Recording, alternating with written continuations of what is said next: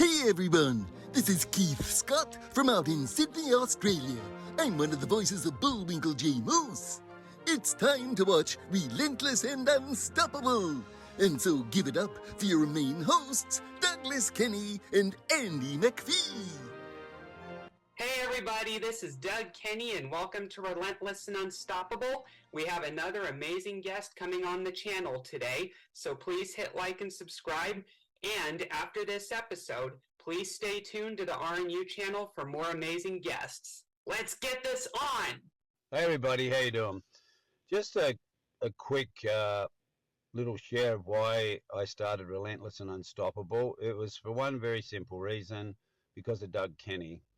Nothing to do with me at all, zero. I was just coaching Doug, and he took on the coaching and mentoring, and he made all the changes. He took all the suggestions from his parents as well as my coaching, but it was all about Doug, his breakthrough and his weight loss, his willingness to accept that he is dealing with high functioning autism and other issues, but he's never quit, he's never given up. So we did one interview with him to share his story, and then we decided to start interviewing other people. And Doug has now taken over the whole channel, and he does all the interviews, he runs everything. He's just an amazing young man. So RNU was born from simply what an amazing young man Doug is, and his story needed to be shared.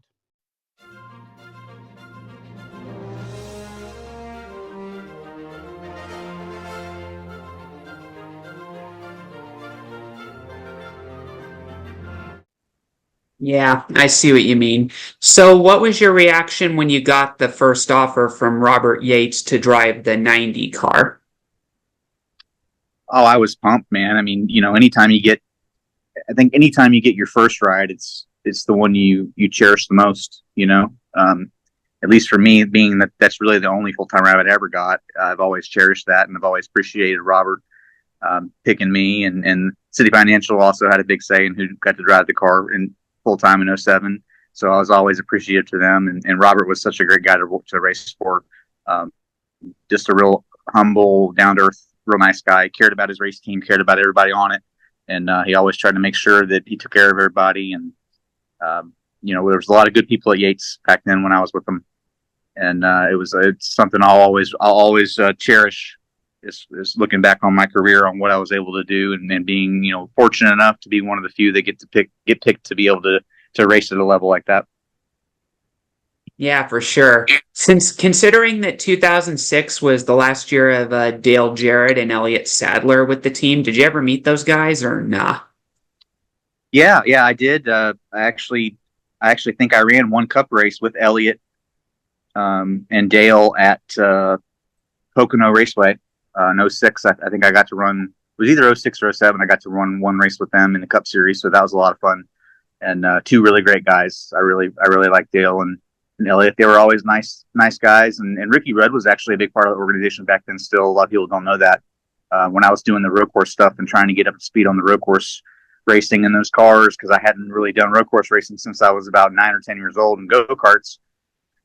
Ricky played a big role in like a driver development kind of deal with me, helping me figure things out, that things I was struggling with, and he really was a big help. So there was a lot of good guys there, and I was teammates with them for one full season, and then Elliott, I think I was teammates for another half a year after that, and but 07 was the year that Dale had just retired, so he wasn't there that year.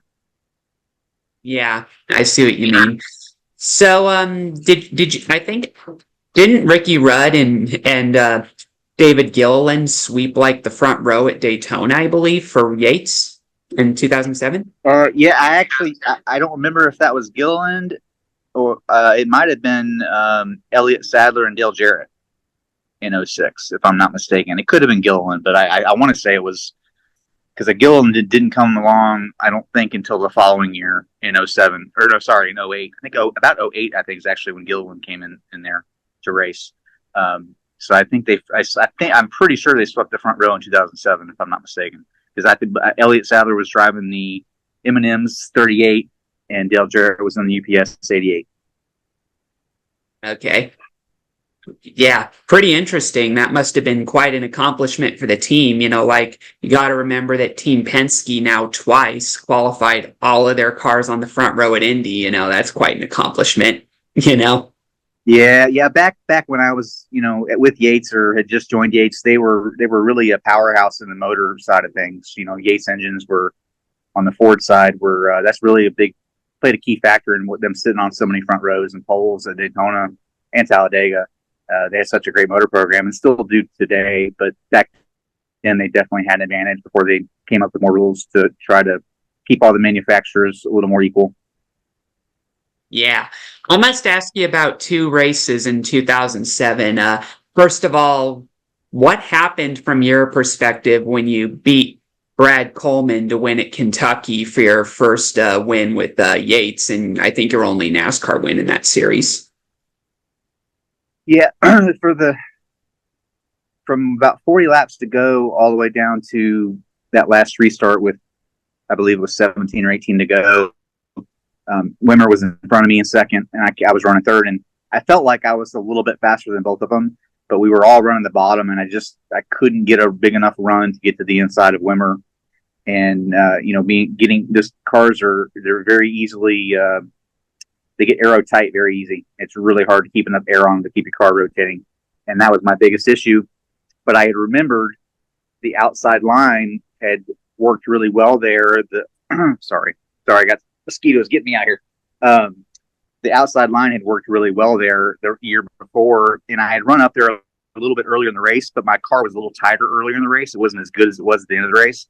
So if you actually go back and watch, before the very last caution came out, I actually moved up to the second lane in 1 and 2, and I gained about 2 car lengths on Wimmer on exit, and the caution came out. And I believe I even remember getting on the radio and telling my crew chief, "Hey, we're going to win this race." And they said, "Well, what makes you say that?" And it's like, I'm not going to say it on the radio, but we're going to win this race. I knew there was grip up there, and I knew there was speed. So I knew if those guys kept wrapping the bottom and trying to run the bottom, that I was probably going to have a chance to get them on the outside.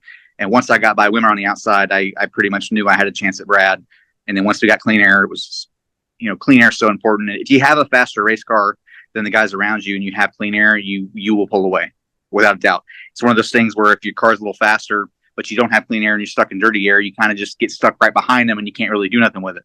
So fortunately, once I was able to get that clean air, I was able to drive away. Yeah, that's quite impressive. 2007, if I remember right, was one of those many years where there were multiple first-time winners. I think not just in Xfinity, but I think in Cup. You had Martin Truex Jr. win, and I think there was what was it? There was also Juan Pablo Montoya and Casey Mears and a couple other guys, and then you won your first race. And then we had another year like that in 2011, I believe, in NASCAR as well, but that was mostly Cup. So yeah, did you feel satisfied after that first win? And did you think for some time that was going to lead to more opportunities? Or yeah. Yeah, I felt like after winning that race, because a lot of people don't remember, but in 2006, our Busch program at Yates wasn't that great. I mean, obviously we had amazing engines. We probably had the best engines on the racetrack, but our cars weren't driving well. There was even a few races I was scheduled to run part-time in 06. I think they even threw Elliott Sadler and somebody else in the car at a couple tracks instead of me. And it was a struggle to run 30th every week. And we just didn't have our cars where they needed to be. So from what we did from the middle of 2006 and a year later in 2007 to go to running in the back of the pack weekly to consistently knocking on the door top 10s right there, trying, almost top 5 speed every week. And then coming out of there with a win was a huge deal because there was a lot of work behind that. It wasn't like it was a fluke deal or, we just happened to have one race where the car was right. It took a lot of time and a lot of effort to get those cars driving good and to get some speed out of them that, is required to win those races. So it was a really proud moment. And I know Robert was really excited. He was really happy. He hadn't won in a while and he was really happy to see his program succeeding again. And it was really nice to be the guy to help him do it behind the wheel. Yeah, for sure. So everybody, one of Steven's top 10 finishes was at the inaugural race in Montreal, where Kevin Harvick won, or Robbie Gordon, depending on how you interpret it. But yeah, that was a very unpredictable race, and it looked like Marcus Ambrose was going to win it, and then the tangle with Robbie took him out and allowed Steven, I think, to pick up a top 10. What do you remember about that race? Yeah, I remember that race well, actually. For some reason, Montreal is just one of those racetracks that kind of suits my driving style. The fact that it's flat, I felt, and I wasn't really, I hadn't had a lot of starts in the Xfinity series, or back then the Busch series. I didn't have a lot of starts on road courses. So going there, because the track's flat, there's not any elevation changes.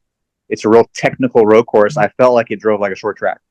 Even though there's right-hand turns, it felt like a short track to me, and I grew up racing short tracks, so it suited me very well, and I was able to get up to speed quick. I actually felt like we had a top 5 car there, but lack of experience kept me from being a little higher up than we were. But to come out of there with the top 10 was great, and it was a good boost for the team and a good momentum.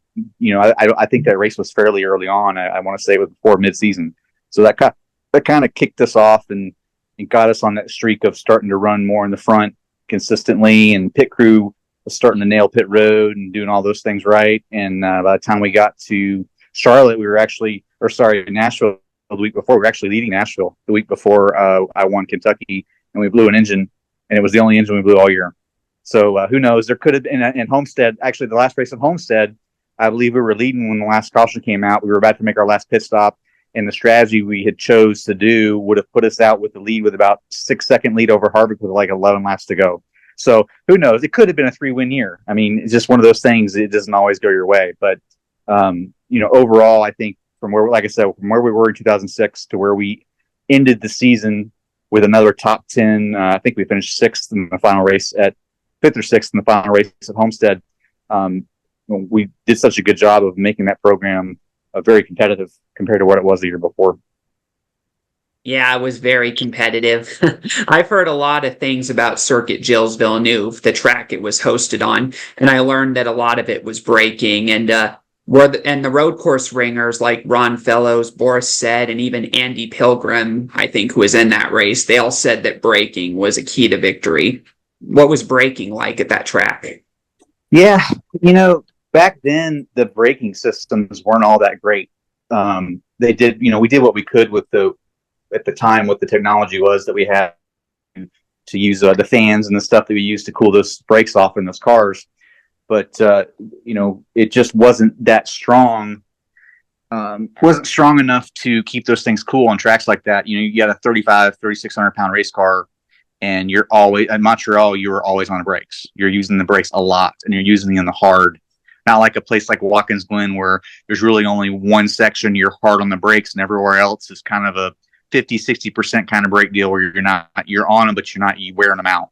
And there's only really two straightaways at Montreal where the brakes have a chance to cool off. So if you're not careful and you're using the brakes a little too aggressively consistently, you are getting a soft pedal a lot. And the speed you carry around Montreal is not a place where you want to have a soft brake pedal. So, but as a driver, it was good. It was a good learning experience. You really learn a lot about how to navigate saving your equipment. Taking care of your brakes, taking care of your tires, and dealing with just little things that you don't deal with on a normal basis on other racetracks. Yeah. The ending of the race where Kevin Harvick and Patrick Carpentier and then Robbie Gordon, believing he won the race, all did those burnouts afterwards. Considering that Robbie Gordon would go on to create Stadium Super Trucks, and where his rules allowed all drivers to do burnouts at the end to entertain the fans, do you think there's a chance that could have been inspired by his past incident in Montreal where he did that burnout alongside Harvick despite not being declared the winner? Like an Easter egg, maybe? I mean, it's possible. The idea could have stemmed from that. I can promise when he looks back on that race, he's got no happy thoughts. Nobody crosses the line first and then doesn't get the win is happy. So, I do remember that race pretty well, and I can't remember why they penalized him, but I do remember watching the end of that and watching him do the burnout, and it's very possible that's where he got the idea to do it. But Robbie's Robbie. I've always considered Robbie an entertainer. He really likes to make sure the fans are entertained and they get their money's worth, and they're there to have a good time. A lot of stuff in motorsports now has turned into more about politics than the actual racing part of it.